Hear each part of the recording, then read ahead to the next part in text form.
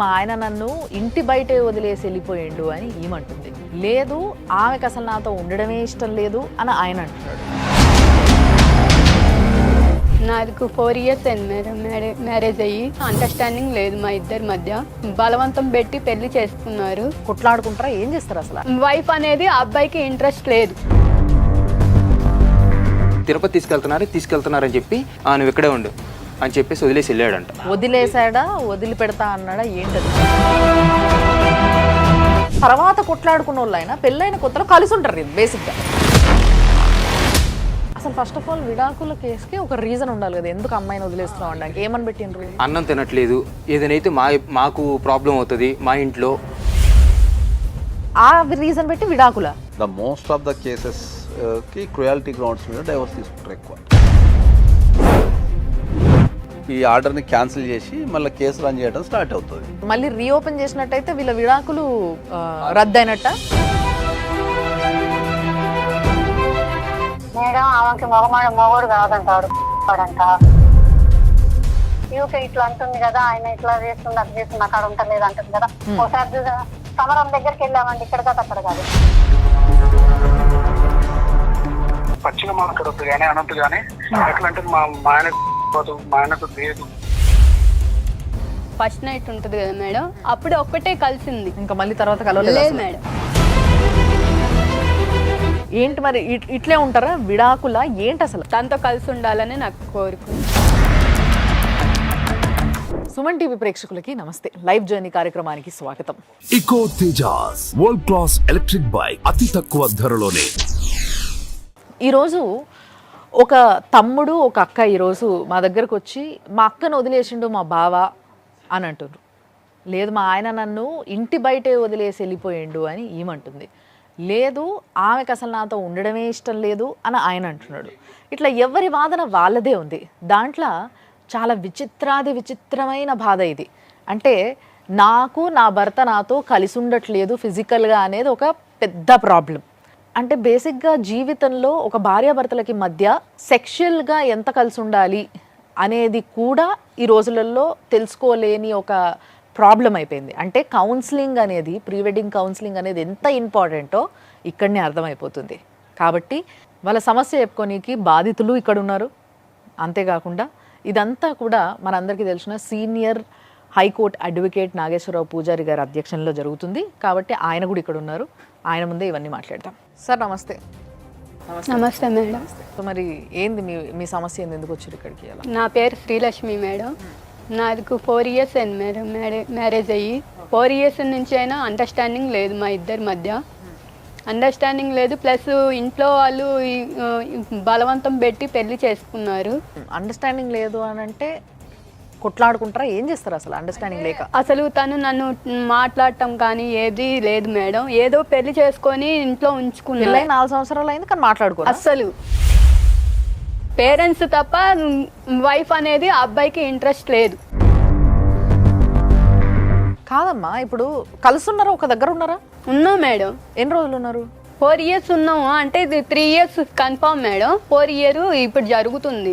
Okay, 3 years ఒక వ్యక్తితోని మీరు భార్య భర్తగా కలిసి ఉన్నప్పుడు ఇంట్లో అసలు మాట్లాడుకోకపోవడం. ఇంట్లో ఎవరెవరు ఉన్నారు ఇంకా భర్తతో పాటు? పేరెంట్స్ ఉన్నారు, వాళ్ళ అమ్మ వాళ్ళ నాన్న ఉన్నారు. మేము మొత్తం ఫ్యామిలీ 4 సార్. నలుగురు అయితే మే ఇద్దరు వాళ్ళిద్దరు. మా పేరెంట్స్ చెప్తే సరేలా అని చెప్పేసి వచ్చి మాట్లాడారు. ఎందుకు అబ్బాయి అని మా పేరెంట్స్ వాళ్ళు వచ్చి అడిగినప్పుడు అమ్మాయి నన్ను ఇట్లా అంటుంది అట్లా అంటుంది అయ్యన్నీ మనకి తెలియదు. నేను అసలేం అనలేదు, వాళ్ళు వేరు కామిచ్చి చెప్తున్నారు. మీరిద్దరు ఒక రూమ్ లో ఉండేటోళ్ళ?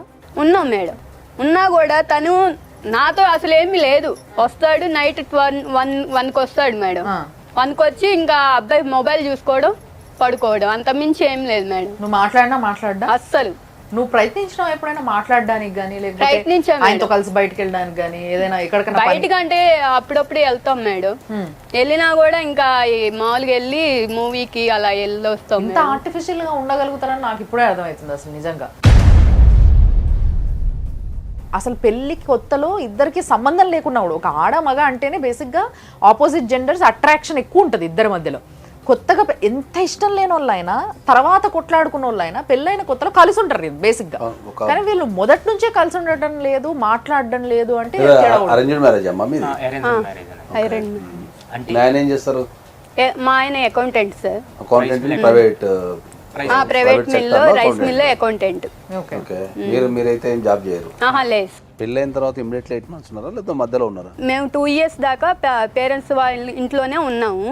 సరే అని చెప్పేసి ఇట్లానే గొడవలు అవుతున్నాయి అని చెప్పేసి పెద్ద మనిషిలో కూర్చోబెట్టారు. పెద్ద మనిషిలో కూర్చోబెట్టినప్పుడు ఇట్లా మీరు వద్దనుకుంటున్నారు, ఒకసారి చూడండి, ఒకసారి చూసినాక ఆ అమ్మాయిని బయట ఉంచి చూడండి, చూసినాక తర్వాత అప్పుడు కాదనుకుంటే మీరు మళ్ళీ అప్పుడు ఏదో ఒకటి డిసిషన్ తీసుకొని ఏదో ఒకటి చెయ్యండి అని అన్నారు.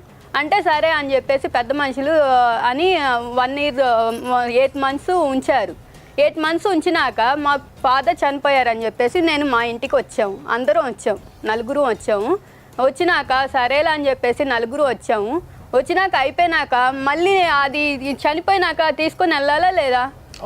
తీసుకొని వెళ్ళకుండా ఏం చేశారు, మీ ఇంట్లో ఎవరు లేరు కదా ఆడపిల్ల, నువ్వు ఉండు, 16వ రోజు అయిపోయినాక తీసుకొని వెళ్తాము అన్నారు.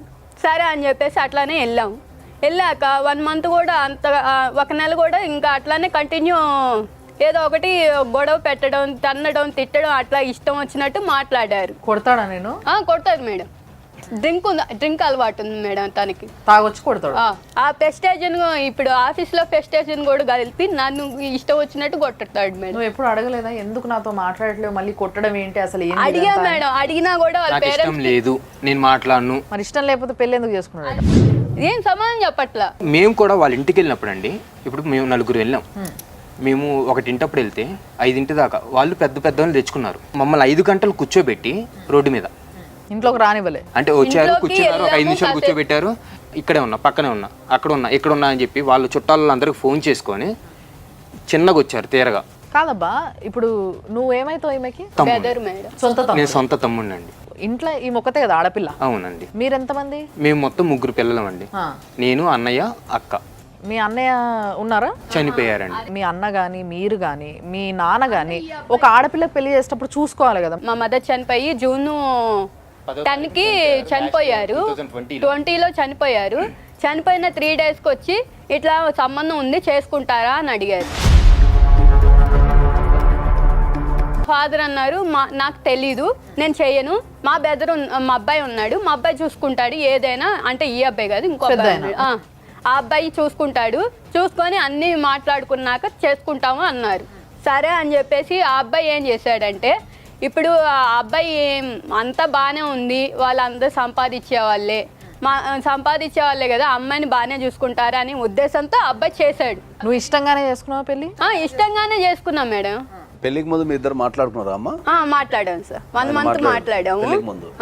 అప్పుడు మీ మీద ఇంట్రెస్ట్ చూపించింది బాగానే? అంటే ఫోనే కదా సార్, ఫోన్లోనే 1 month మాట్లాడాడు. మీ మీద ఇంట్రెస్ట్ చూపడం కానీ అంటే బాగానే మాట్లాడాడు. ఆ నెల రోజుల్లో నీకు ఎప్పుడు డౌట్ రాలేదా? వచ్చినాయి మేడం, వచ్చినా కూడా సరేలే మనకి ఇంకెవరు లేరు చేసుకుంటామన్నారు కదా, మంచిగా చూసుకుంటామనే ఆలోచనతో మనం చేసుకున్నాం.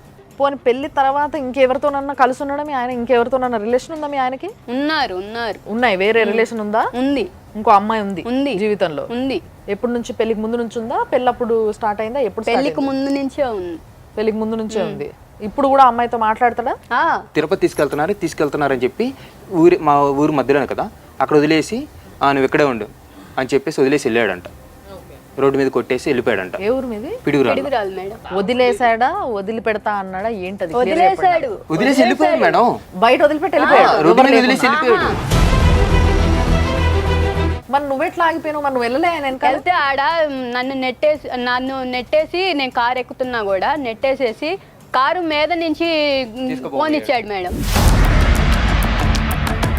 ఇంత విచిత్రంగా ఉన్నాడు మనిషి. ఆ మనిషి ఏంటో అర్థం కావట్లేదు అసలు. వేరే సంబంధం ఉంది అని ఈవిడ అంటున్నారు, కానీ ఈవిడ పైన ఇష్టమే లేదు. నెలకి ముందు అంటే పెళ్లికి నెల ముందు మాత్రం బాగా మాట్లాడిండు, పెళ్లి తర్వాత మాటలు లేవు. పెద్ద మనుషుల సహాయంతో వాళ్ళు 8 నెలలు వాళ్ళు విడికాపురం పెట్టమంటే పెట్టారు. అక్కడ కూడా ఏదో నామకే వస్తే వచ్చిపోతాడు. నామకే వస్తే ఏదో రావాలి కదా అని వచ్చి అన్నం చేస్తే తినడంట, టిఫిన్ చేస్తే తినడు, నాకు నచ్చలేదు, నాకు వద్దు, బయట తింటాడా? వాళ్ళ అమ్మ దగ్గరికి వెళ్ళి తింటారు. అట్లా వెళ్ళి బండి మీద వెళ్ళి ఇంకా వాళ్ళ ఇంట్లోనే తింటాం కానీ ఎన్నింటి మీ దాకా అత్తకి నీకు బాగానే ఉండేదా? లేదు మేడం. కొట్లాడుకునే వాళ్ళ మీరిద్దరు? అంటే కొట్లాడుకోవడం అంటే ఏం లేదు, తిట్టుకోవడం మాత్రం ఉంది. అంటే ఆమె తిట్టడం, నేను తిట్టను. అంటే ఈ పని చేయట్లేదు, నీకు పనికి రాదు, అసలు పనికి మాలని ఇప్పుడు నోరెత్తి నువ్వేం అనలేదా? ఆహా, నేనేమి అనలేదు మేడం. ఆమెనే అయితే నేనేమి అనలేదు మేడం. మీ మామయ్య గారు ఎప్పుడు చెప్పలేదా? ఎప్పుడు పెద్ద ఆయన కదా ఆయన, పెద్ద ఆయన భార్య ఏది చెప్తే మొగుడు అంతేగానా? ప్రతి నిమిషం ఒకరినొకరు ఇట్లా కంటికి రెప్ప కాసుకోవాల్సింది భార్య భర్తలు ఒకరినొకరు. వాళ్ళిద్దరే కలిసి ఉండేది లేకపోతే, వాళ్ళిద్దరికే ఇష్టం లేకపోతే, ఏదో ఇప్పుడు పేరెంట్స్ అన్నారు కదా అని మీరు మాట్లాడుకోకుండా, మీకు ఒక అండర్స్టాండింగ్ లేకుండా, మీకంటూ ప్రీ వెడ్డింగ్ కౌన్సిలింగ్ లేకుండా, ఇలాంటివి ఏవీ లేకుండా మీరు పెళ్ళిళ్ళు చేసుకొని ఈ విధంగా జీవితాలు నాశనం చేసుకుంటే, ఇప్పుడు పాపం ఆ పిల్లకి ఏం అర్థం కావట్లేదు. అంటే నా జీవితం ఎందుకు నాశనం అయిందో నాకే అర్థం కావట్లేదు అనే స్టేజ్లో ఉందామా? సో ఇప్పుడు తీసుకెళ్ళాలంటున్నాడా? లేదు మేడం. ఏంటి మరి ఇట్లే ఉంటారా? విడాకుల ఏంటి అసలు? మేడం నాకు అయితే న్యాయం కావాలి మేడం. తనతో కలిసి ఉండాలని నాకు కోరిక. నువ్వు కలిసి ఉండాలనుకుంటున్నావు కానీ ఆయన నేను రానియట్లే మేడం. మరి ఇంటికి వెళ్ళి అడిగినావా నువ్వు ఒకసారి? ఏదో ఎలా పడితే అలా మాట్లాడతారు కదా, అలా మాట్లాడారండి. వాళ్ళ లాయర్ని తీసుకొచ్చారు, అయిపోయినాయి మా ఇంతే మేము ఇంతే అన్నట్టు. అంటే కేసు వేసిండ్రా? ఈ విడాకులు కోసం అని చెప్పేసి కోర్టులో కేసు వేసారంట. ఆయన లాయర్ ఏం చెప్తున్నాడు, అది కోర్టులో కేసు నడుస్తుంది, అప్పటిదాకా మీ ఇంట్లో ఉంచుకోండి. అసలు ఫస్ట్ ఆఫ్ ఆల్ విడాకుల కేసుకి ఒక రీజన్ ఉండాలి కదా, ఎందుకు అమ్మాయిని వదిలేస్తున్నావు అనడానికి. ఏమని పెట్టిండ్రు? అన్నం తినట్లేదు, ఏదైతే మాకు ప్రాబ్లం అవుతుంది మా ఇంట్లో అని మాకు రీజన్ చెప్పిన విషయం. ఆ రీజన్ పెట్టి విడాకుల? ఇప్పుడు ఆ విడాకుల కేసు పెండింగ్ ఉందా, ఏమైంది అది? ఎక్స్పార్టీ కింద మీరు నోటీసులు తీసుకోలేదని చెప్పేసి కోర్టులో క్లోజ్ చేసేసారు. పేపర్ ఉందా ఏమన్నా మీ దగ్గర? ఉందండి. ఆ రీజన్ బలంగా లేకపోతే యాక్సెప్ట్ చేస్తారా సార్? యాక్సెప్ట్ చేయరు కోర్టు ఎప్పుడు కూడా. రీజన్ అనేది చాలా బలంగా ఉండాలా. ద మోస్ట్ ఆఫ్ ద కేసెస్కి క్రుయాలిటీ గ్రౌండ్స్ మీద డైవర్స్ తీసుకుంటారు ఎక్కువ. క్రుయాలిటీ గ్రౌండ్స్ అంటే ఏంటంటే మనం ప్రవర్తించే విధానం కావచ్చు, లేకపోతే మనం జీవించే విధానం కావచ్చు, మన ప్రవర్తన వల్ల కానీ మన మాటల ద్వారా కానీ ఎదుటి వ్యక్తికి ఇబ్బంది కలిగి, ఆ ఇబ్బంది ఏంటి అంటే బతకలేనంత ఇబ్బంది. వాళ్ళు అదే కేసుని అక్కడ మెన్షన్ చేసుకున్నారు. మిర్యాలగూడ కోర్టులో ఈయన డైవర్స్ అప్లై చేసుకున్నాడు మేడం. ఓకే.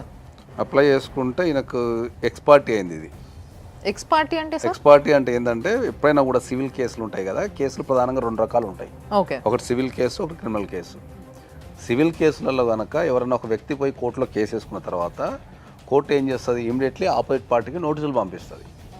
ఆ నోటీసులు పంపించినప్పుడు ఆపోజిట్ పార్టీ రిజెక్షన్ చేసినా, నేను నోటీసులు తీసుకోనన్నా, నోటీసులు తీసుకొని కోర్టుకు రాకున్నా, ఓకే, లేకపోతే వాళ్ళ అడ్రస్లో లేరు అనుకుందాం సపోజు, పేపర్లో పబ్లికేషన్ ఇచ్చి ఆ పబ్లికేషన్కి రెస్పాండ్ కాకుండా కోర్టు ఆపోజిట్ పార్టీకి వాళ్ళు అడిగింది ఇచ్చేస్తారు. ఓకే. ఇప్పుడు ఈ కేసులో ఆయన డైవర్స్ కావాలని కోర్టులో అప్లై చేసుకున్నాడు. అప్లై చేసుకున్న తర్వాత ఏమైంది, కోర్టు ఇక్కడ రాసిన అడ్రస్కి నోటీసులు పంపించింది. ఓకే. సో వాళ్ళకి అక్కడ కోర్టులో ఈ అమ్మాయి నోటీసులు తీసుకున్నది అని కానీ, అమ్మాయి నోటీసులు రిజెక్షన్ చేసిందని కానీ కోర్టులో ఇన్ఫర్మేషన్ వెళ్ళి ఉంటుంది. ఓకే. సో మీకు పంపించారా నోటీస్ వాళ్ళు? అది పంపించింది మా మావయ్య వాళ్ళకి మేడం. అంటే మా ఇంటి అడ్రస్ మీ ఇల్లు కాదు, మాది కాదు. నోటీస్ వచ్చినప్పుడు కంపల్సరీ తీసుకుంటేనే మనకు ఆ కేసు ఏందో అర్థమవుతుంది. దానికి తగ్గట్టు మళ్ళీ మనం కౌంటర్ చేయడమా లేకపోతే దాన్ని నిజాన్ని చెప్పడం జరుగుతుంది. మీరు ఎప్పుడైతే ఆ నోటీస్కి రిప్లై ఇవ్వరో, ఎప్పుడైతే ఆ నోటీసులను ఎప్పుడైతే రిజెక్షన్ చేస్తారో, కోర్టు మీకు ఆపోజిట్ అంటే మీ ఆపోజిట్ పర్సన్కి వాళ్ళ ఫేవరబుల్గా ఆర్డర్ ఇచ్చే అవకాశం ఉంటుంది. ఈ ఎక్స్పర్ట్ కూడా ఏం చేస్తారంటే చాలామంది అడ్రస్కి పంపించి అక్కడ ఉన్న వాళ్ళని మేనేజ్ చేసే అవకాశం కూడా ఉంటుంది. ఈ ఎక్స్పర్ట్ ఆర్డర్ కానీ మీరు కంపల్సరీ కోర్టుకి వెళ్ళి దీన్ని సెటిసైడ్ అనేది వేసుకుంటే మీకు ఇది ఈ ఆర్డర్ని క్యాన్సిల్ చేసి మళ్ళీ కేసు రన్ చేయడం స్టార్ట్ అవుతుంది. ఇప్పుడు మీ ఈ కేసు కాకుండా ఇంకా మీరు ఏమైనా కేసులు పెట్టారా? ఏం లేదు. ఒకవేళ కేసుని మళ్ళీ రీఓపెన్ చేసినట్టయితే వీళ్ళ విడాకులు రద్దయినట్ట, విడాకులు ఇయ్యనట్టు. అప్పుడు మళ్ళీ కోర్టు మళ్ళీ ట్రయల్స్ చేసి మళ్ళీ 1 ఇయర్కో 2 ఇయర్స్కో మొత్తం ఈమె సాక్ష్యాలు ఏమున్నాయి, ఆయన ఏమున్నాయి అన్ని పరిశీలించి ద కోర్ట్ విల్ డిసైడ్. ఎప్పుడైనా కూడా చట్టం ఏం చెప్తుందంటే ఒక జెన్యూన్ జడ్జిమెంట్ ఇవ్వాలా అంటే ఇద్దరు సైడ్లు వింటేనే జెన్యూన్ జడ్జిమెంట్ ఇవ్వగలుగుతారు. ఒక్క సైడ్ని ఇచ్చేదాన్ని దాన్ని జెన్యూన్ జడ్జిమెంట్ కానీ ప్రాపర్ ఆర్డర్ కానీ అనలేము దాన్ని. కానీ అట్లాంటప్పుడు మరి కోర్టు ఎందుకు ఇస్తుంది సార్ విడాకులు? వీళ్ళు రాలేదనో, నోటీస్ తీసుకోలేదనో. మన నిత్య జీవితంలో జరిగే సంఘటనల నుంచే చట్టాలు అంటే పుడతాయి. ఇప్పుడు కోర్టు ఒక నోటీస్ మీకు పంపించినప్పుడు మీరు తీసుకొని రాలేదు అంటే దాని అర్థం మీరు ఒప్పుకున్నట్టే కదా. మౌనం అంగీకారత సూచకం అంటారు మన భాషలో జనరల్గా మన నిత్య జీవితంలో. సో ఒక కోర్టు ఏం చెప్పింది, పలాని వ్యక్తి నీ మీద ఒక కేసు వేసాడు, రండి మనం మాట్లాడదాం రండి అని చెప్పి పిలిచింది కోర్టు. పిలిచినప్పుడు ఏం చేయాలి, కోర్టు మీద గౌరవంతో ఆ నోటీస్ తీసుకొని నీ బాధ చెప్తే, కోర్టుకి వెళ్ళి నీ బాధ చెప్తే అప్పుడు ఇన్ని దానికి తగ్గట్టు జడ్జిమెంట్ ఇస్తుంది. మీరు తీసుకొని రాలేదు అంటే నీ నోటీస్లో ఉంది, నీకు కేసు ఉందనేది నోటీస్లో ఉంది, నీకు తెలుసు రాలేదంటే దాని అర్థం ఏంది అంటే నువ్వేమేం చేసుకోపోని అర్థం కదా. లేకపోతే రిజెక్షన్ చేసినావు అనుకుందాం, కొందరు నోటీసులు తీసుకోరు చాలా మంది భయపడి, లేకపోతే కొందరికి చట్టాల మీద అవగాహన లేక నోటీస్ నాకు అవసరమే లేదు, వాడే పంపించేది నాకు నోటీస్ అని చెప్పి కూడా అంటుంటారు. నోటీస్ రిజెక్టెడ్ బై సో&so రాసుకుని వెళ్ళిపోతాడు. సో రాసుకుని వెళ్ళిపోయి జడ్జికి ఇచ్చేస్తాడు. Coming back to the case sir, ఇప్పుడు ఈ అమ్మాయి పరిస్థితిని మీరు ఇంతసేపు విన్నారు కదా. సో ఈ లెక్కన వీళ్ళు కేసుని రీఓపెన్ చేయించుకున్నప్పుడు వీళ్ళ తరఫున వీళ్ళ వాదన వినిపించాలి రైట్. అప్పుడు వీళ్ళు పెట్టుకోవాల్సినవి ఏంటి సార్ ఈ పరిస్థితి? ఈ కేసు కాకుండా ఏంటంటే అమ్మా, ఇప్పుడు ఆపోజిట్ పార్టీ డైవర్స్ కావాలని వేసిండు, మీకు డైవర్స్ కావాలని వేసిండు కాబట్టి మీకు క్రుయాలిటీ గ్రౌండ్ మీద వేసిండు. అంటే క్రూరత్వంగా ఈ సెక్షన్ కూడా పెద్ద ఏమి కరెక్ట్ కూడా ఏం రాయలే, 13(1) రాసింది కానీ జనరల్ 13(1) అయ్యే రాయాలి. అది కూడా మ్యారేజ్ డేట్ కూడా తప్పే. అడ్వకేట్ ఆఫీస్లో కానీ లేకపోతే కోర్టులో కానీ కొన్ని వందల అప్లికేషన్ పోతున్నప్పుడు ఏంటంటే ఒకటో రెండో మిస్టేక్స్ అనేటివి మనం కొట్టేటప్పుడు జరుగుతుంటాయి. కాబట్టి ఆ ఒక్కదాని బేసిస్ మీదనే కోర్టు ఏం డిస్మిస్ ఏం చేయదు, మ్యారేజ్ జరిగిందా లేదా అనేది పాయింట్. ఆమె క్రూరత్వంగా ప్రవర్తిస్తుంది అనేసి ఒక కారణమే పెట్టారు. మీకు మీ భర్తతో కలిసి ఉండాలి అనుకుంటే మీరు వెళ్ళి RCR అనే పిటిషన్ వేసుకోవాలి. రెస్టిట్యూషన్ ఆఫ్ కాంజుగల్ రైట్స్ అంటాం మనం. అంటే నా భర్తతోని కలిసి జీవించేటట్టు నాకు ఆర్డర్ ఇవ్వండి అని చెప్పి మీరు వేసుకోవాలి. అప్పుడు ఏంది, జడ్జి ముంగట 2 అప్లికేషన్లు ఉంటాయి. భర్త ఏమో డైవర్స్ అడుగుతుంటాడు, భార్య ఏమో కలిసి ఉంటే ఆడుంటుంది. సో ఈ 2 అప్లికేషన్లు కలిసి జడ్జి పరిశీలించి దాన్ని ఏం చేయాలని డిసైడ్ చేస్తారు. వీళ్ళ అత్తగారితో ఫోన్ మాట్లాడే ప్రయత్నంలో ఉన్నాం మేము. ఒక్క నిమిషం. హలో హలో, నమస్తే అమ్మా.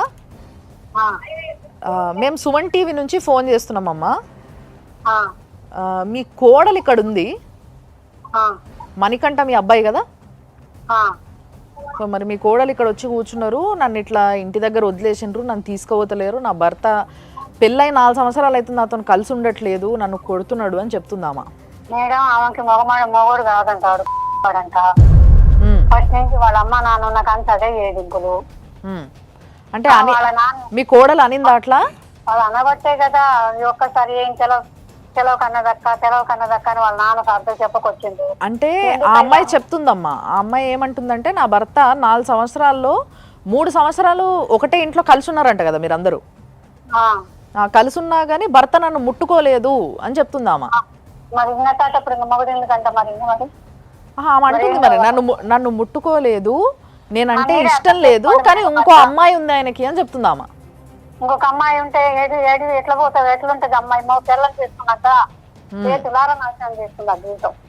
మరి ఇప్పుడు సరే ఏదైనా ఆరోగ్య సమస్యలు ఉన్నాయంటే ఇద్దరిని డాక్టర్ దగ్గరకు పంపించినరా మరి మీరు?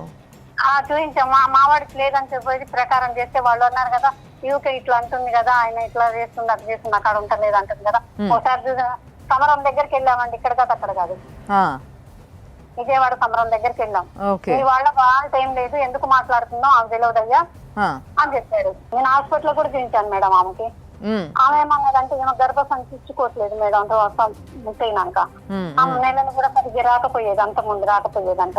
మరి ఇక్కడికి వచ్చినాక మరి నెల వస్తుంది కొద్దిగా అవుతుంది అన్నది. అయితే మరి ఎమ్మటైతే చూడరు కదా మేడం పెళ్ళైన వెంటనే పిల్లల కోసం.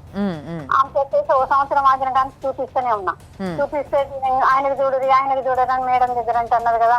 అమ్మాయి ఆయనకు చూడు కదా, నీకే ప్రాబ్లం ఉంది. హలో హలో, మణికంఠ గారా అండి? అవునండి, ఎవరు? నేను సుమన్ టీవీ నుంచి రమ్య మాట్లాడుతున్నా అండి. చెప్పండి. ఇప్పుడు ఇక్కడ మీ వైఫ్ ఉన్నారు, మీ వైఫ్ మీ బామ్మర్ది ఇద్దరు ఇక్కడికి వచ్చి ఉన్నారు. నాకు నా భర్త కావాలి, నేను ఇంటికి వెళ్తా అని అంటుంది ఆ అమ్మాయి. ఇప్పుడు ఏమైందండి, కలిసి ఉండలేదు అంటున్నారు కదండి. ఇప్పుడు అది అనకుండానే ఆమెకు పచ్చిగా మాట్లాడొద్దు కానీ అనొద్దు కానీ, ఎట్లా అంటే మా ఆయనకు లేదు అని ఇట్లాంటి మాట పక్కింటి వాళ్ళకి ఇంటి వాళ్ళకి చెప్తారండి. ఒక్కసారి అంటే వదిలేశాను, మనం మొత్తం అట్లా మాట్లాడొద్దని పెద్ద మనుషులతో కూర్చోబెట్టి చెప్పాను. సరే అన్నది.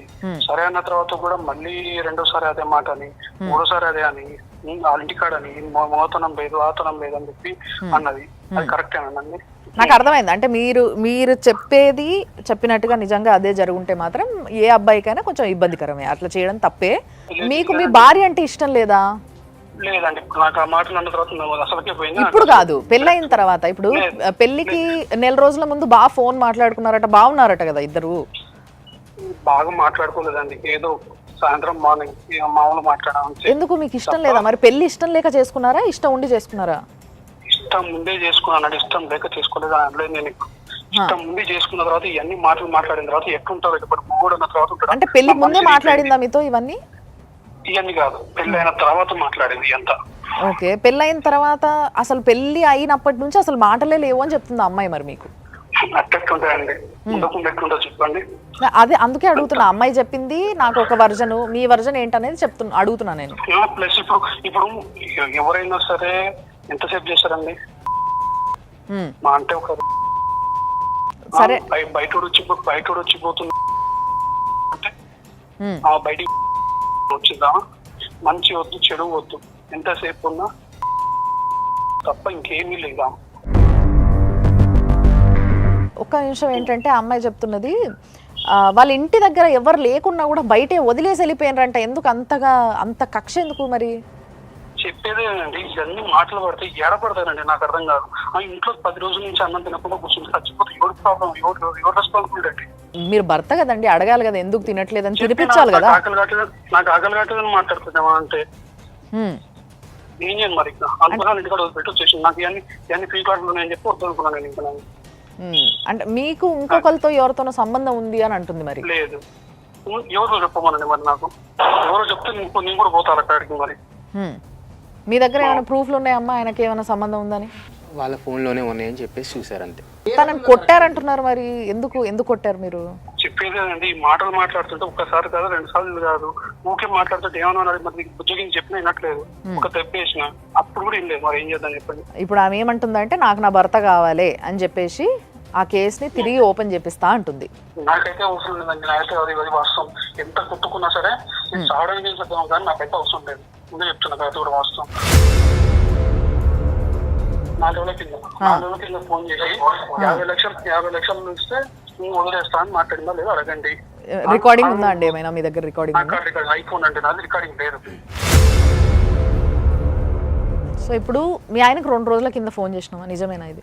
ఫోన్ చేయటం అయితే వాస్తవమే మేడం, నేనైతే ఏది మాట్లాడలేదు. ఇట్లా ఏందయ్యా మరి నా జీవితం ఇట్లా నాశనం చేసావేంది అని అడిగాను, అంత మించి నేను ఏది మాట్లాడలేదు మేడం. సరే, మీ ఇద్దరికి మధ్యలో కలిసి ఉండాలని ఉండేనా లేదా అనేది పక్కకు పెడితే, మీరిద్దరు కలవాలనే ప్రయత్నంలో జరిగిన విషయాలు బయట చెప్తున్నాం అనేసి అంటున్నాడు.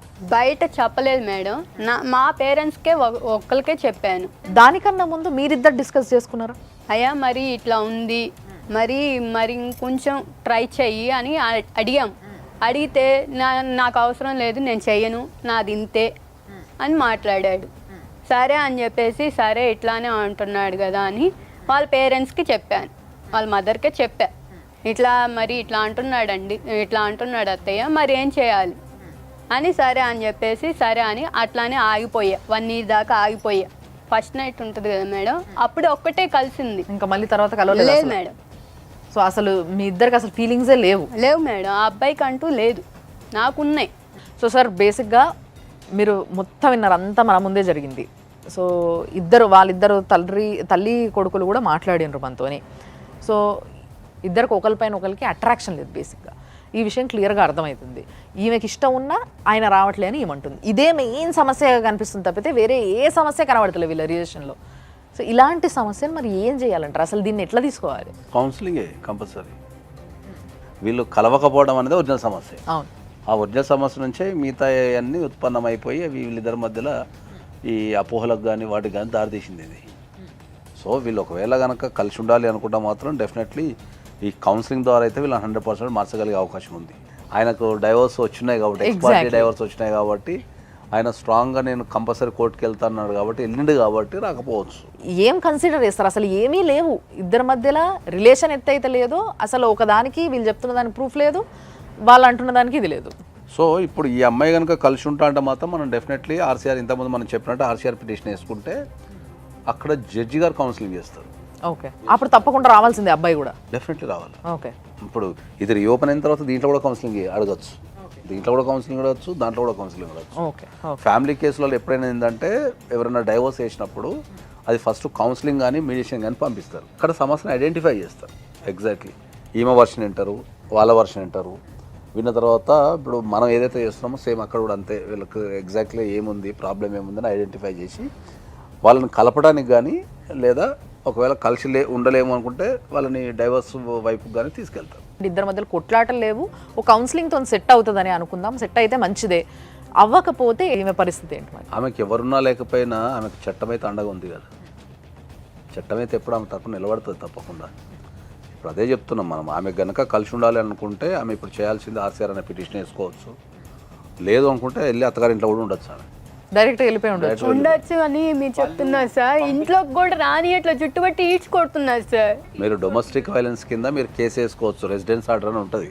డొమెస్టిక్ వైలెన్స్ అనేది వేరు, డౌరీ హరాస్మెంట్ కేసు వేరు. డొమెస్టిక్ వైలెన్స్ అనేది ఒక సివిల్ కేసు. అది కోర్టులో వేసుకుంటాం మనం, లేదా ప్రొటెక్షన్ ఆఫీస్ దగ్గర వేసుకుంటాం. ఓకే. ఈ హరాస్మెంట్ అనేది భార్యని హరాస్మెంట్ చేయటం అని కానీ లేకపోతే డౌరీ డిమాండ్ చేయటం కానీ ఇది క్రిమినల్ కేసు. ఇది పోలీస్ స్టేషన్లో వేసుకుంటాం.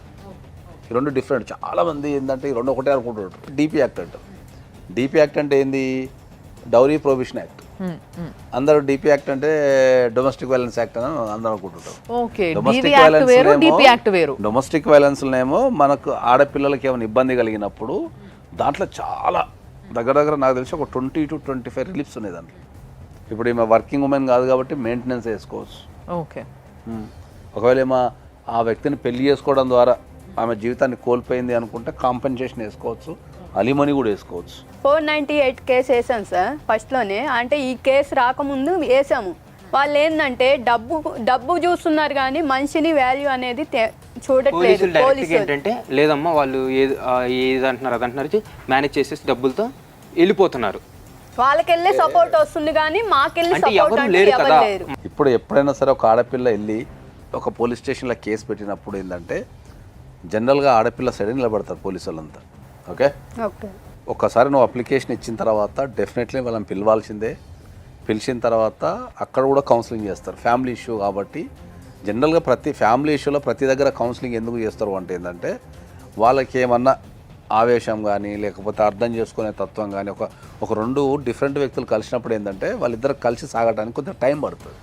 ఆ టైం పట్టే క్రమంలో అపార్థాలు ఇట్లా చేసుకొని విడిపోతారేమో అని చెప్పేసి ప్రతి దగ్గర కౌన్సిలింగ్ అనే సెషన్ పెడతారు. 498 కంప్లైంట్ ఇచ్చినప్పుడు ఏంటంటే వాళ్ళని కూడా పిలిచి కౌన్సిలింగ్ ఇస్తారు. కౌన్సిలింగ్ ఇచ్చిన తర్వాత మళ్ళీ అక్కడ కూడా సేమ్ ప్రాసెస్. కౌన్సిలింగ్ ఇచ్చిన తర్వాత కలిసి ఉంటా అంటే మళ్ళీ టర్మ్స్ అండ్ కండిషన్స్ రాసి నువ్వు ఇచ్చిన పిటిషన్ని క్లోజ్ చేస్తారు. అక్కడ కలిసి ఉండలేని పరిస్థితి ఉన్నప్పుడు ఏంటంటే డెఫినెట్లీ నిన్ను అడిగి నీ పర్మిషన్ తీసుకొని ఖచ్చితంగా వాళ్ళు 100% ఎఫ్ఐఆర్ చేయాల్సిందే. ఇప్పుడు ఎవరైతే మాట్లాడారో మీతో, అవును, వాళ్ళతో కూడా వ్యతిరేకంగా మాట్లాడి వెళ్ళిపోయారు.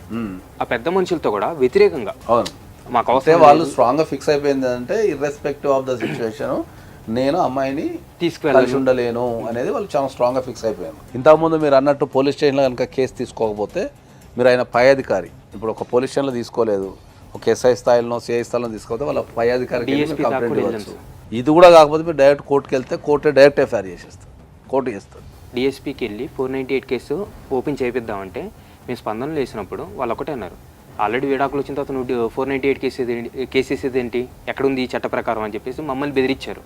మీరు ఎప్పుడైతే మీరు పోలీస్ స్టేషన్కి వెళ్ళి కంప్లైంట్ ఇచ్చినప్పుడు వాళ్ళు డాక్యుమెంట్ చూపిస్తున్నట్టుంది, నాకు డైవర్స్ అయిపోయింది అని చెప్పి డాక్యుమెంట్ చూపిస్తున్నట్టుంది. ఇది పూర్తి డైవర్స్ కాదు, ఇది ఎక్స్పార్టీ డైవర్స్ అంటారు దీన్ని. ఇది మనకు అందరికి అర్థమయ్యే భాషలో, అంటే టెక్నికల్గా కాకుండా ప్రతి సామాన్య వ్యక్తికి అర్థమయ్యే భాషలో అంటే హాఫ్ డైవర్స్ అన్నట్టు, అంటే సగమే. మళ్ళీ దీన్ని రీఓపెన్ చేస్తే ఇది మళ్ళీ ఈ కాగితం పనికిరాంది అయిపోతుంది. కాబట్టి రీఓపెన్ చేసే ఛాన్సెసే ఎక్కువ ఉంటాయి, ఎందుకంటే పెద్ద డిలే కూడా ఏం లేదు. ఇది వచ్చేసి 28 జూన్ 2024లో వచ్చింది కాబట్టి మీకు 2024లో వచ్చింది కాబట్టి మ్యాక్సిమం ఇది మీకు రీఓపెన్ అయ్యే అవకాశమే ఉంటుంది కేసు. ఇంకా మన సైడ్ నుంచి ఎలాంటి అంటే ఇంతకుముందు చెప్పినట్టు అన్నీ ఇప్పుడు మీరు ఆర్సీఆర్ వేసుకోవచ్చు, ఆ ఇంట్లో ఉండాలంటే రెసిడెన్స్ ఆర్డర్ అడగచ్చు, ఆ ఇంట్లో ఉండాలని లేదు నాకు నేను సొంతంగా ఉంటా అంటే మీరు రెంట్ అడగచ్చు, రెంట్ అడగచ్చు, మీరు మెయింటెనెన్స్ అడగచ్చు, తర్వాత మీకు కాంపెన్సేషన్ లాస్ ఆఫ్ కాంపెన్సేషన్ అడగచ్చు. ఇంకా మీకు ఇప్పుడు ఈ మొత్తం సినారీలో ఏంటంటే ఇప్పుడు ఈ డాక్టర్ సమరం దగ్గరికి తీసుకెళ్ళినప్పుడు మిమ్మల్ని తీసుకెళ్లారా వాళ్ళే చేయించుకున్నారా? వాళ్ళే చేయించుకున్నారు. వాళ్ళే అంటే చేయించుకున్నారు. అబ్బాయి వాళ్ళ అమ్మ వెళ్ళి చూపించుకున్నా, అది కూడా మాకు చెప్పలేదు. ఆహా, నేను ఇంట్లోనే ఉన్నప్పుడు ఇంట్లోనే ఉంటే ఎక్కడికి వెళ్తున్నారు అత్తయ్య అని మా హస్బెండ్ని అడిగాను, అత్తయ్యని అడిగాను. ఆయనకు ఆరోగ్యపరమైన సమస్యలు ఏదైతే లైంగికంగా ఆరోగ్యపరమైన సమస్యలు ఉన్నాయని మీరు ఫీల్ అయితే, ఇది నేను అందరికి చెప్తున్నా ఏంటంటే, మీతో పాటు అందరికి చెప్పేది ఏంటంటే, మీరు కోర్టులోకి వెళ్ళి దానికి సంబంధించి టెస్ట్ చేయండి అని చెప్పి కూడా పిటిషన్ వేసుకోవచ్చు. ఓకే, కోర్టు బాగా ఎక్స్పర్ట్ ఉన్న డాక్టర్స్ దగ్గరికి వాళ్ళని పంపించి కోర్టు రిపోర్ట్ తెప్పించుకుంటుంది. ఓకే, ఆ అవకాశం కూడా ఉంటుంది. ఒకవేళ ఆయన లైంగికంగా యాక్టివ్ లేడు, పార్టిసిపేషన్ లేదు అంటే మీరు అక్కడి నుంచి కూడా రిపోర్ట్ తెప్పించుకోవచ్చు. ఒకవేళ ఆ రిపోర్ట్లో కనుక గవర్నమెంట్ నుంచి వచ్చిన రిపోర్ట్లో కనుక ఆయన లైంగికంగా స్ట్రాంగ్గా లేడు అని కనుక వస్తే మీరు డెఫినెట్లీ మీరు 100% మీరు కాంపన్సేషన్కి హ్యూజ్ కాంపన్సేషన్ అంటే పెద్ద మొత్తంలో మీరు కాంపన్సేషన్ వచ్చే అవకాశం ఉంటుంది. ఇప్పుడు వరకు సార్ మీకు చెప్పాల్సినవి అన్నీ చెప్పినారు. సో మీకు లీగల్గా మీకు క్లారిటీ వచ్చింది, రైట్? వచ్చిందా? ఇంకేమైనా డౌట్ ఉందా? లీగల్గా అయితే ఎలాంటి అంటే ఇప్పుడు ఆర్సీఆర్ ఒకటి వాళ్ళు ఏమన్నా కాంప్రమైజ్కి వచ్చి జనరల్గా కాంప్రమైజ్ చేసుకొని కలిసి ఉండటానికో విడిపోవడానికో అంటే అది మీకు పిల్లలు లేరు కాబట్టి మీరు డిసిషన్ తీసుకోవచ్చు. ఇంకొక సలహా ఏంటంటే, పెళ్ళైన తర్వాత ఇట్లాంటి డిస్ప్యూట్స్ ఉన్నప్పుడు కలిసే ప్రోగ్రాం పెట్టుకోకండి. ఏదన్నా కారణం వల్ల ఇట్లా సగం డిస్ప్యూట్స్ ఉన్నప్పుడు ప్రెగ్నెన్సీ అయితే కనుక చాలా ప్రాబ్లం అవుతుంది. మాకు లీగల్గా ప్రాబ్లం అవుతుంది. పుట్టిన పిల్లలు తండ్రి లేక తల్లి లేక వాళ్ళు కోర్టు చుట్టూ పుట్టినప్పుడు తిరగాలి. పిల్లల బతుక అన్యాయం అయిపోతుంది వీళ్ళ వల్ల. పెళ్ళైన తర్వాత ఒక 1-2 years వెయిట్ చేసి ఇద్దరికి జీవితాంతం కలిసి ఉండగలుగుతాం అంటేనే పిల్లల్ని కనాలి. ఒకటి ఏంటంటే, ఇప్పుడు వరకు మీరు ఏం కొట్లాడుకున్నారు, ఏమైంది, ఇదంతా పక్కకు పెట్టి నువ్వెంత కొట్టుకొని ఇక్కడ దాకా తీసుకెళ్ళకండి. ఉన్నది ఉన్నట్టుగా అట్లే ఉంచి కరెక్ట్ ఒక ప్లేస్లో ఉంది, దాన్ని మీరు ముందుకు తీసుకెళ్ళండి లీగల్గా మాత్రమే. అర్థమైందా? ఈ విధంగా తీసుకెళ్ళి కొంచెం ప్రశాంతంగా ఉండండి. లీగల్గా మీరు కరెక్ట్గా వెళ్తే మాత్రం కంపల్సరీ మీకు న్యాయం జరుగుతుంది. మీకు ఒకవేళ లీగల్గా ఏమైనా ప్రాబ్లం ఎదురైంది, మీకు అర్థం కాలేదంటే నాకు ఫోన్ చేయండి. నేను I will guide you as expert advocate. I will guide you. Okay, done. అర్థమైంది కదా? Thank you madam. Thank you so much sir. Thank you అమ్మా. Thank you madam. చూసారు కదా, చాలా విచిత్రమైన బాధ ఇది. సో ఇలాంటి ఒక విచిత్రమైన బాధ వచ్చినాక మాకు కూడా ఏం చేయాలనో అర్థం కాలేదు. బట్ కంప్లీట్లీ అడ్వైస్తోని వాళ్ళకు ఒక సొల్యూషన్ దొరికింది. దాన్ని తగ్గట్టుగా కరెక్ట్గా పాటిస్తే వాళ్ళతో పాటు ఇలాంటి ప్రాబ్లమ్స్లో ఉన్న వాళ్ళు ఎంతోమంది చెప్పుకోలేక ఇంట్లోంచి బయటికి రాలేక ఇట్లా లోపల గింజుకుంటున్న వాళ్ళకి కూడా ఆన్సర్ దొరికిందని అనుకుంటున్నాం. లీగల్గా భారతదేశం మొత్తం కూడా స్ట్రాంగ్ అవ్వాలి, అదే మా యొక్క ప్రయత్నం. కాబట్టి మీ అందరికీ సమాధానం దొరికిందని అనుకుంటూ చూస్తూనే ఉండండి సుమన్ టీవీ లైవ్ జర్నీ.